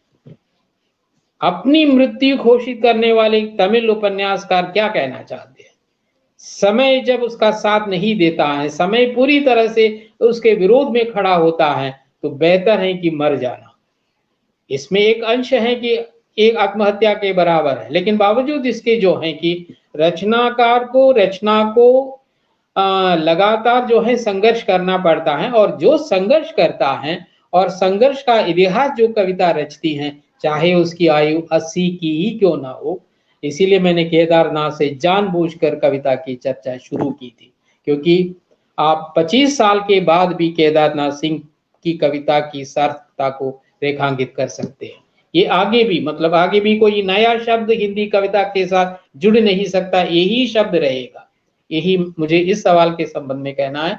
और आपने तो बारी बारी से प्रश्न मेरे सामने रखे, और उनमें से एक सवाल है शायद पारिस्थितिकी, है ना, पारिस्थितिकी पर भी एक सवाल था। मैंने केदार जी की एक कविता उद्धृत की, जैसे पानी मेरा धर्म है, आग मेरा वेदांत है, और बागड़ नाला मेरी गंगा है। ये कविता अपने आप में एक पारिस्थितिकी कविता है, अपने आप में एक पारिस्थितिकी कविता है, और पारिस्थितिकी पर भरपूर मात्रा में हिंदी में कविताएं लिखी गई हैं। जैसे ज्ञानेंद्र पति की कविताएं पढ़कर देख लीजिएगा, या जैसे कि क्या नाम है उनका, एकांत श्रीवास्तव की कविताएं, यहाँ तक कि अनामिका की कविताएं, इन सब में जो है कि जहां जहां लोक सन्निहित है, और वहां लोक शब्द के स्थान पर आप पारिस्थितिकी शब्द कहें, पारिस्थितिकी जीवन की समग्रता को लेकर एक बहुत सघन दृष्टि है। ये प्रकृति का वर्णन नहीं है। पंत की कविता में जो प्रकृति है, प्रकृति का वर्णन करने से कविता पारिस्थितिकी कविता होती नहीं। पंत ने प्रकृति का अच्छा खासा वर्णन किया, उसकी खूबसूरती का वर्णन किया। एक बार कौसानी जाने का मुझे मौका मिला, तब मुझे मालूम हो गया यहाँ जीने वाला कवि प्रकृति का वर्णन करेगा ही। उन पहाड़ियों के बीच में रहते हुए अगर एक कवि प्रकृति की खूबसूरती का वर्णन कर रहा है, पंत ने किया, जो सहज है, लेकिन पारिस्थितिकी प्रकृति की खूबसूरती का वर्णन नहीं है। प्रकृति को पूरी तरह से आत्मसात करते हुए जीवन के साथ उसका जो तालमेल है, उसमें से एक नई जीवन दृष्टि जो विकसित होती है, वही पारिस्थितिकी है। और पारिस्थितिकी से संबंधित दर्जनों कविताएं में मिल सकती है, लेकिन दुखद तथ्य ये है, पारिस्थितिकी आलोचना का विकास हिंदी में नहीं के बराबर है। बहुत वर्ष पहले रामस्वरूप चतुर्वेदी की एक छोटी सी पुस्तक लो भारती से प्रकाशित हुई, मुझे अभी याद है, कविता का पक्ष नाम से, करीब 100 पृष्ठ से भी कम पृष्ठ वाली एक पुस्तक है। उसका आधा भाग जो है पारिस्थितिकी को लेकर। उसके बाद मैंने किसी भी वरिष्ठ आलोचक की लेखनी से, किसी भी युवा आलोचक की लेखनी से मैंने पारिस्थितिकी पर विश्लेषणात्मक, आस्वादन परक कोई लेख मैंने पढ़ा नहीं है। ये एक दुखद तथ्य है। लेकिन अंग्रेजी में जो है कि इस आलोचना पद्धति के अन्य पक्ष जो है, एक पक्ष का उदाहरण मैं देना चाहूंगा, वो है इकोफेमिनिज्म। इको क्रिटिसिज्म तो पहले है और इकोफेमिनिज्म उसका एक अवान्तर पक्ष है, और आगे भी कई उसके पक्ष हो चुके हैं। अंग्रेजी के आलोचकों ने इस पर विस्तार से जमकर विचार मंथन किया है। हिंदी में नहीं के बराबर है, इसीलिए आपको ये सवाल करना पड़ रहा है। और एक तीसरा सवाल ये आया। सर एक सेकंड, मैं थोड़ा सा हस्तक्षेप चाहूंगा। एक मैडम ने समकालीन कविता के भीतर आदिवासी और मनुष्य धर्मिता के सवाल को भी उठाया है, चूंकि ये पारिस्थितिकी के साथ जुड़ा हुआ सवाल है कि सबसे ज्यादा अगर समकालीन दौर में हम लोग आदिवासी कविता की बात करें तो प्रकृति पर्यावरण के सवाल को तो बहुत मजबूती से वहां उठाया गया है। और जैसा कि मदन कश्यप का नदी संवाद और धनवा जी का आम का पेड़, बहुत सारी ऐसी कविताएं हैं। तो ये सवाल चूंकि मुझे दिखा तो मुझे लगा कि दोनों सवालों को एक साथ कोरिलेट करके इनकी भी बात हो जाएगी। सोआ युल्मो नामक ये मैडम है, और हम लोगों ने पहले ही बताया कि तमाम जो हाशिए के विमर्श हैं वो सब समकालीन कविता के दायरे में हैं, और प्रकृति पर्यावरण को सवाल को बहुत गंभीरता से और मानवीय सवाल को बहुत गंभीरता से ट्राइबल पोएट्री ने उठाया है। धन्यवाद सर, बस इतना ही मैं हस्तक्षेप उस सवाल के साथ करना चाह रहा था। तभी मैं कविता को इस तरह से विभाजित नहीं किया, जैसे कि जनजातीय मतलब आदिवासी कविता, स्त्री कविता, दलित कविता, इस तरह से मैंने विभाजित नहीं किया। ये सही है। अस्मिता विमर्श के आधार पर कविता की अलग अलग जो रीतियां हैं, अलग अलग जो पद्धतियां हैं, इस तरह मैंने कविता को विभाजित नहीं किया। हालांकि मैंने बहुत कम कवित्रियों का भी उल्लेख किया था, सिर्फ एक अनामिका का उल्लेख किया था, क्योंकि ये समय की सीमा को देखते हुए है। कई ऐसी कवित्रियां, मेरी कात्यायनी की कविताएं जो कि उनका उल्लेख होना चाहिए। सिर्फ कात्यायनी ने बताया था कि हम ही सिर्फ कवि नहीं हैं, बल्कि वो पूरी कवि बिरादरी को एक साथ लेकर चलने के पक्ष में है। इसीलिए उनमें जो सामूहिकता है, कवियों की जो सामूहिकता है और कविताओं की जो सामूहिकता है, उस पर उनका जोर था। इसलिए कई ऐसे जो कवि हैं, चाहे वो अनीता वर्मा, सविता अगर हो, तो इस तरह अनेक कवित्रियों का उल्लेख हो सकता था। और स्त्री कविता पर अलग से आपसे मेरा निवेदन है, किसी दूसरे व्यक्ति से स्त्री कविता पर एक वक्तव्य रखिएगा, वो लोग इसे विस्तार से। और उसी तरह से दलित कविता, कई जो दलित कवि मेरे अच्छे मित्रों में से हैं, और उसके लिए भी समय की जरूरत है।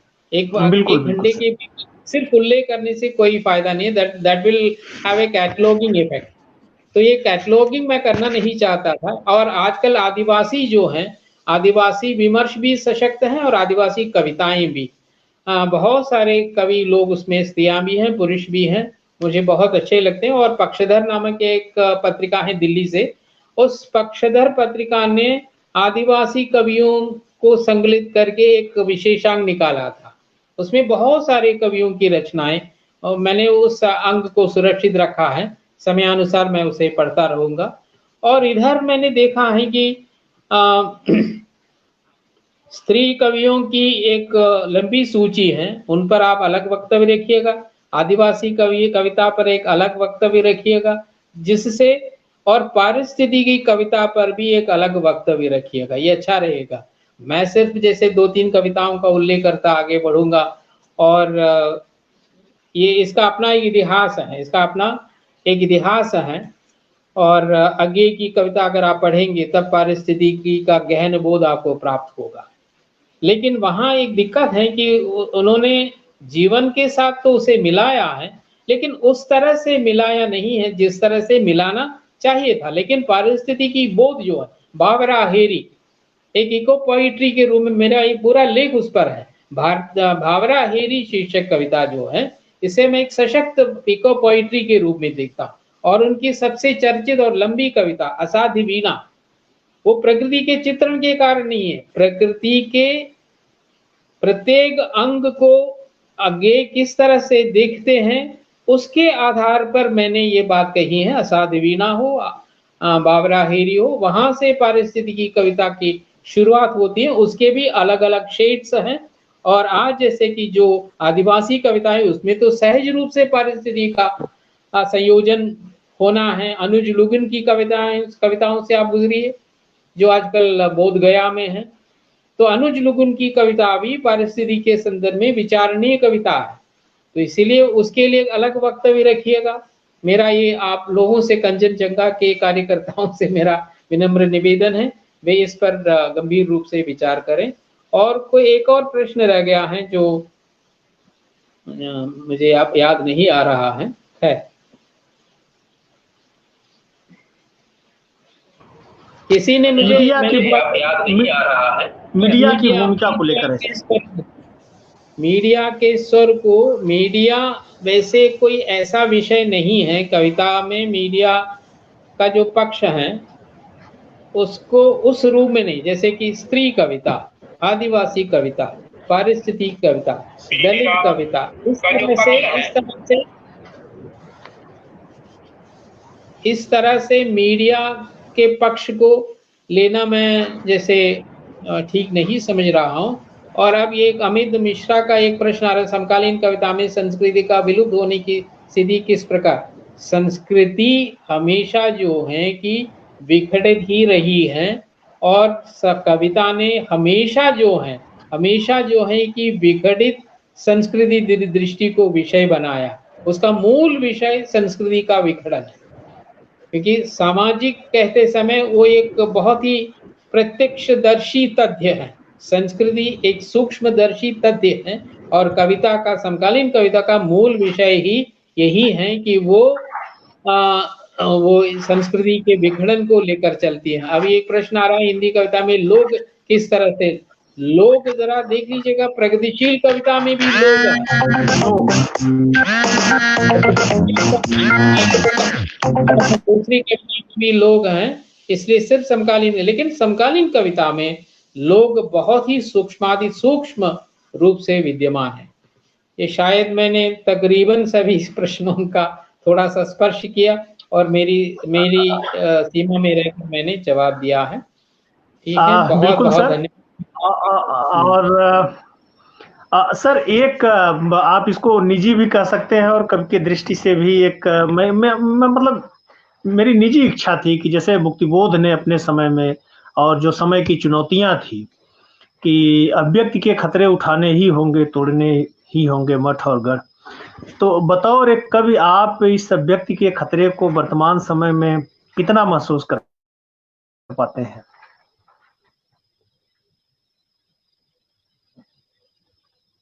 क्योंकि हम लोग अब कविता पाठ के लिए आपको आमंत्रित करेंगे, उसके पहले मैं चाहता था कि सर आप अपने को अनम्यूट कर लीजिए। ठीक। कवि को इस तरह के खतरे उड़ाने ही होंगे, इसमें कोई संदेह नहीं। खतरा, इसे हमें परिभाषित करना होगा। प्रेमचंद के समय उनका कहानी संकलन सोजे वदन, उसको रोका गया। आगे चलकर भी मुक्तिबोध ने भारत का इतिहास लिखा सरकार के कहने पर, टेक्स्ट बुक के रूप में। उनके कहने पर उन्होंने इतिहास रचा विद्यार्थियों के लिए, और वो जो टेक्स्ट है, वो जो रचना है, वो प्रतिबंधित हो गई। आगे भी इस तरह के कई उदाहरण हमारे सामने हैं। तो ये खतरा है।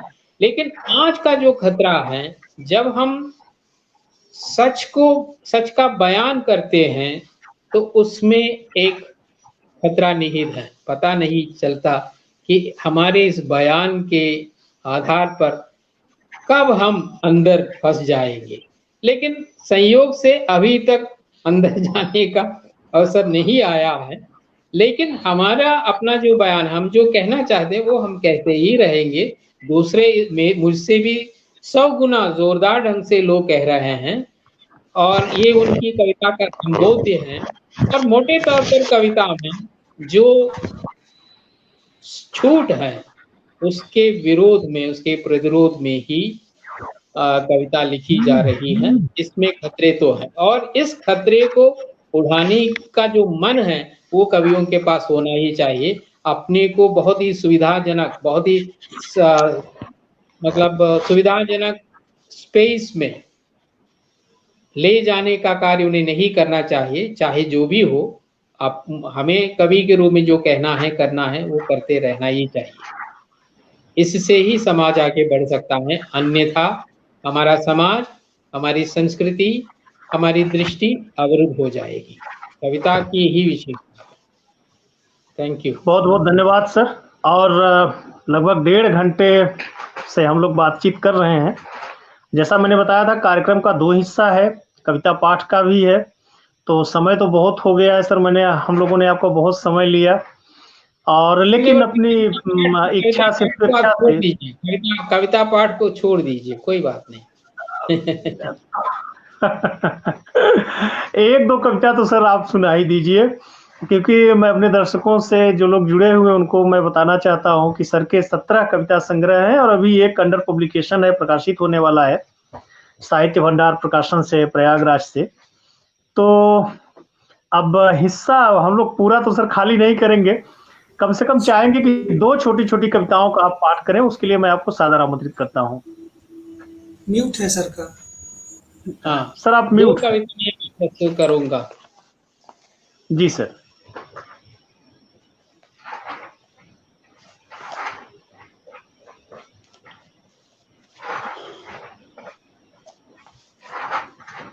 कविता का शीर्षक है चर्चा। पक्षियों के समूह ने तय किया, पक्षियों के समूह ने तय किया, हमें देवदारू वृक्षों की ऊंचाइयों तक उड़ते जाना नहीं चाहिए। पक्षियों के समूह ने तय किया, हमें देवदारू वृक्षों के ऊंचाइयों तक उड़ते जाना नहीं चाहिए, उनका यशोगान नहीं करना है। वे घमंडी हो चुके हैं, वे घमंडी हो चुके हैं। हमें नदियों का जल पीना नहीं है, जल अपवित्र हो चुका है, उसमें से होकर जड़ शरीर बहते जाते हैं। पक्षियों की रात्रि चर्चा चलती रही, पक्षियों की रात्रि चर्चा चलती रही। तय ये हुआ, हमें अक्लमंद लोगों के आवास के आसपास, हमें अक्लमंद लोगों के आवास के आसपास अन्न और दाने की खोज नहीं करनी चाहिए। उनका अन्न कभी भी विषैला हो सकता है। अंत में तय ये हुआ, अंत में तय ये हुआ, दूर दराज के गांवों में अन्न ढूंढना है, वहां की छाड़ियों छुरमुटों में फल ढूंढना है, छोटे छोटे जलाशयों से जल लेना है। रात्रि बाकी थी, घना अंधकार था, पक्षियों के समूह ने अपनी दीर्घ यात्रा आरंभ की थी। एक दूसरी कविता, सिर्फ दूसरी और अंतिम कविता।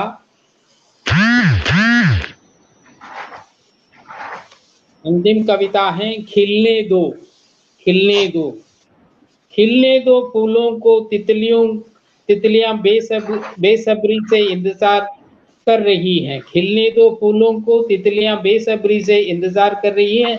महकने दो फूलों को, दूर दराज से मधुमक्खियां भागी भागी आ रही हैं। खुलने दो आकाश को, छंटने दो बादलों को, उड़ने दो चिड़ियों को, बहने दो नदियों को, कूदने दो बच्चों को, कीचड़ में खेलने दो। हवा के हवा को बहने दो, पत्तियों को हिलने दो, संगीत को सांद्र होने दो, रस्तों को खोलने दो, लोगों को चलने दो और उन्हें सोचने दो। बंद दरवाजों को खुलने दो, हवा को आने दो और महक को आने दो, सूरज की किरणों को आने दो, हमें प्रज्वलित करने दो, हमारी प्रज्ञा को प्रोज्वलित करने दो, असुंदर को हटने दो और सुंदर को आने दो, उसे छान जाने दो, उसमें मग्न हो जाने दो। ये खिलने दो शीर्षक कविता है। और भी कविताओं का चयन मैंने किया है, लेकिन 1.5 घंटे के ऊपर किसी एक व्यक्ति का इस तरह रहना ठीक नहीं है। आप लोगों ने मुझे सुना, बहुत बहुत धन्यवाद। बहुत बहुत धन्यवाद सर। और मैं डॉक्टर प्रदीप त्रिपाठी जी को, जो इस कंचनजंगा पत्रिका के संपादक हैं, इस पेज के भी संपादक संचालक हैं, और सिक्किम विश्वविद्यालय में, सिक्किम सेंट्रल यूनिवर्सिटी में सहायक प्राध्यापक हैं हिंदी के, मैं उनको आमंत्रित करता हूं औपचारिक रूप से सर के धन्यवाद के लिए, और कार्यक्रम में जो हमारे साथ लोग जुड़े हुए हैं उनके धन्यवाद के लिए। प्रदीप जी। धन्यवाद डॉक्टर वीरेन जी। सबसे पहले आज के हमारे वक्ता परम श्रद्धेय आदरणीय ए अरविंदाक्षन सर, आज के इस महत्वपूर्ण और बहुत ही सारगर्भित प्रभावशाली वक्तव्य के लिए मैं कंचनजंगा पत्रिका की ओर से सर बहुत ही आभार प्रकट करता हूं। और मैं दर्शकों को अवगत कराना चाहता हूं कि डॉक्टर बीरेन जी और मैं, हम लोगों ने सर के सानिध्य में काम किया है और सर को लगातार सुनते रहे हैं। यह कोई पहला अवसर नहीं है कि हम लोग सर का व्याख्यान कर रहे हैं और सुन रहे हैं। और यह बात मैं इसलिए कह रहा हूं कि जब भी हम सर को सुनते हैं तो हमेशा सुखद होता है और उसमें कुछ न कुछ नयापन होता है। और आज भी हम सर के लिए विद्यार्थी ही हैं, विद्यार्थी थे और विद्यार्थी हैं, विद्यार्थी रहेंगे ही। और निश्चित रूप से एक बहुत ही व्यापक फलक पर फैला हुआ यह विषय है और जिसको 1 घंटे में समेटना बहुत ही मुश्किल कार्य है, चाहे वो कोई भी वक्ता हो, कभी हो। लेकिन सर ने जितने विस्तृत ढंग से इस विषय को पूरी एक पृष्ठभूमि के साथ, परंपरा के साथ, और मैं यूँ कहूँ कि केदारनाथ सिंह से लेकर, मुक्तिबोध से लेकर, देवताले से लेकर, भगवत रावत से होते हुए और अविनाश मिश्र की कविता जहाँ से सर ने शुरुआत की थी, एक लंबी यात्रा की है।